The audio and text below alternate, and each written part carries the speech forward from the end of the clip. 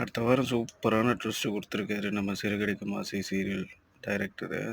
இப்ப வந்து ரோஹிணி கிட்ட சொல்லிட்டு, உங்க வீட்ல வந்துட்டு உங்க மாமியாரோட காசு ரூ. 1,00,000 திருடுனது வந்து பார்த்தீங்கன்னா, மீனாவோட தம்பி தான் அப்படின்னு சொல்லுவாரு.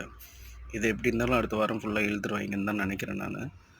அதே மாரி வந்து பார்த்தீங்கன்னா, இப்ப பேசிக்கா இருக்கிற விஷயமே வந்து பார்த்தீங்கன்னா, இழுத்துட்டு இப்ப கேஷு எப்படியோ ஏமாத்தி வாங்கிட்டேன் மனோஜ் கிட்டேருந்து ரோஹிணி.